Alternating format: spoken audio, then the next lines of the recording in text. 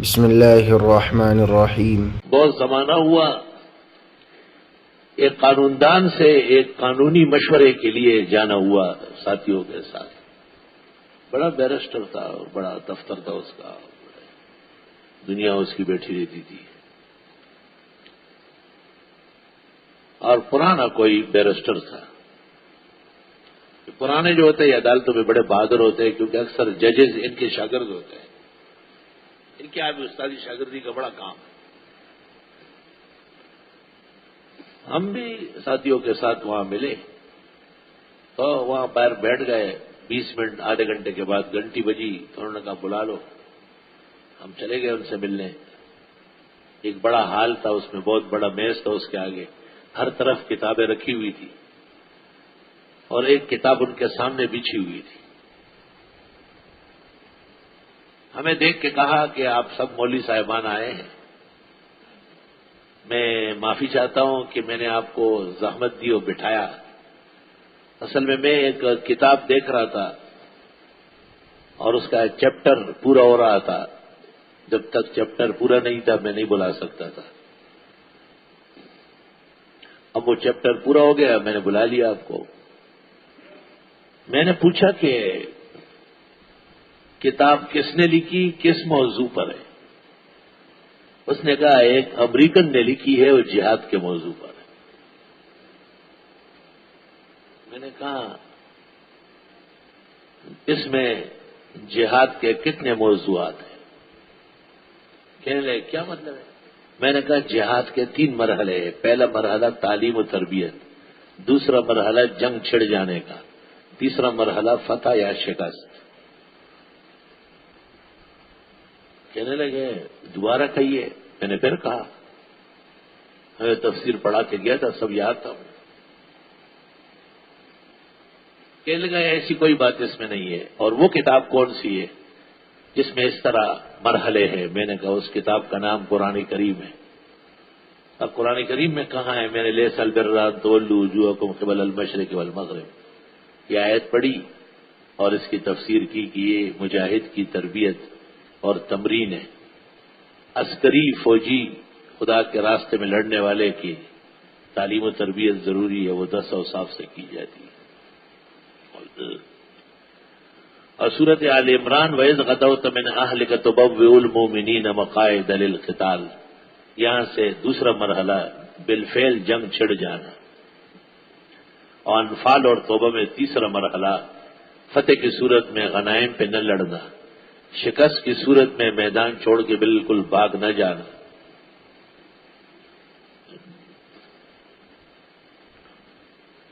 میز کھولا اور دراز اور ٹوپی نکال کے سر پہ رکھی، اور مجھے ایسا دیکھ رہا ہے آپ قرآن شریف کے اچھے ماہر ہیں۔ میں نے کہا ماہر نہیں ہوں، قرآن کا مولوی ہوں، مدرس پڑھاتا ہوں، اور شعبان اور رمضان میں طلباء جمع ہوتے ہیں، ویسے لوگ بھی ان کو بھی دورے تفسیر کراتا ہوں۔ کہنے لگے ایک سورت قرآن کی آپ اپنے طرز پر پڑھا لیں۔ میں نے کہا بہتر ہے کہ آپ پسند کر لیں۔ اس نے ایک سورت چھوٹی کا نام لیا، میں نے اسی طرح اس کے دعوے اور ربط اور خلاصے اور سب جو طریقہ ہے وہ شروع کر دیا۔ مولوی صاحبان اب بڑے خفا ہو رہا ہے، ان کا تو آدمی پھنسا ہوا تھا جیل میں، گھبرائے ہوئے تھے۔ مجھے کہا آپ نے یہاں احسن علوم بنانا ہے کیا؟ میں نے کہا اللہ اگر لوگوں کو کتاب کی سمجھ دے اور غیرت دے اور جذبہ دے تو اچھی بات ہے، نیک لوگ بڑھیں گے۔ بہت خوش ہوا، بے انتہا خوش ہوا، اور بار بار کہتے اوہو اللہ تعالیٰ نے قرآن شریف میں کتنا بڑا علم رکھا ہے، ہمیں پتہ ہی نہیں ہے۔ اور واقعی مولوی سب ایک جیسے نہیں ہے، قرآن پر محنت کرنے والے علماء بھی ہیں۔ چائے منگوائی، بہت کچھ تواضع خاطر جو اس سے اس وقت ہو سکتا تھا کرنے لگا۔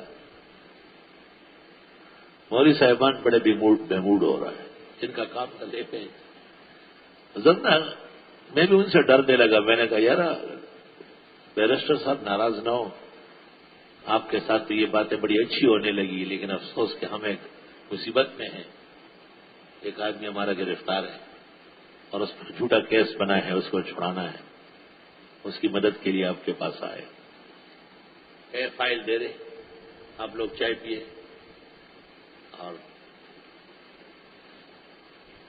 اور آنکھ آگے پیچھے کر رہا ہے, چشمہ آگے ہوئے.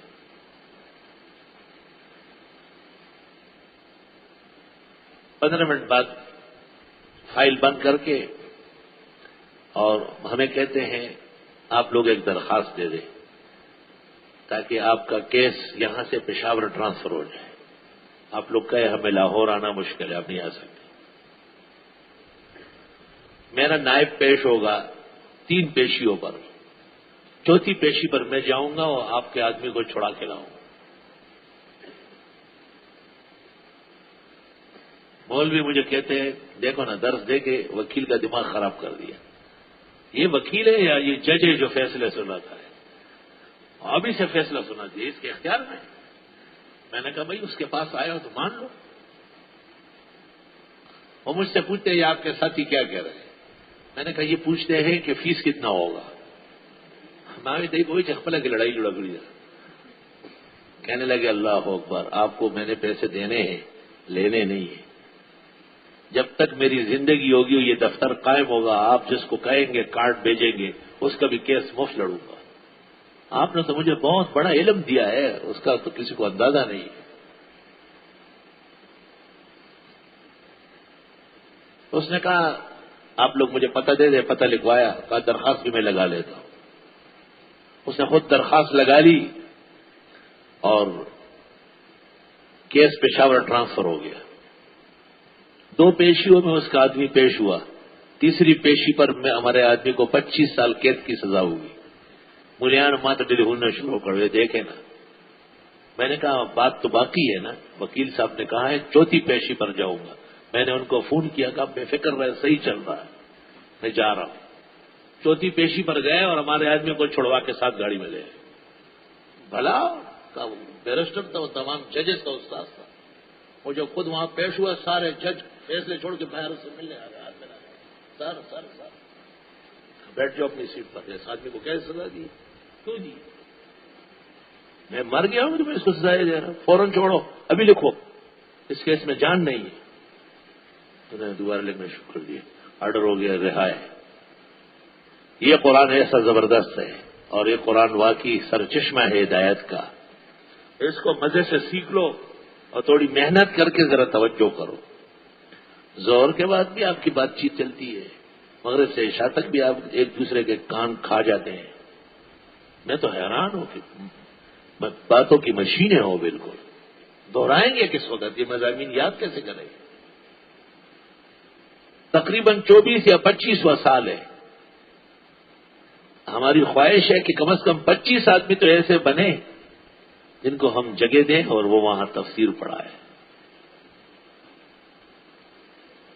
اس لیے کہ توجہ نہیں کرتے آپ. یہ 10 اوصاف جہاد فی سبیل اللہ کے پہلے مرحلے عسکری, فوجی اور سپاہی کی تربیت کے بارے میں. اب 4 قاعدے ذکر ہوں گے ملک چلانے کے لیے, صوبے میں امن قائم کرنے کے لیے. امن اس وقت طے و بالا ہو جاتا ہے جب قتل پر قاتل نہ پکڑا جائے. آج 100 قتل ایک شخص کے بدلے میں ہوئے اور اخبار میں آیا کہ دونوں فریقوں نے اپنے اپنے مقتول نظر انداز کر کے صلح کر لی. خیرات کا نام جنو رکھ دیا, جنو کا خیرات. جو چاہے آپ کا اس نے کا رشم ساز کرے. اللہ اکبر. جزاک اللہ خیر. آگے زیادہ سے زیادہ شیئر کریں اور ہمارے چینل کو سبسکرائب کریں.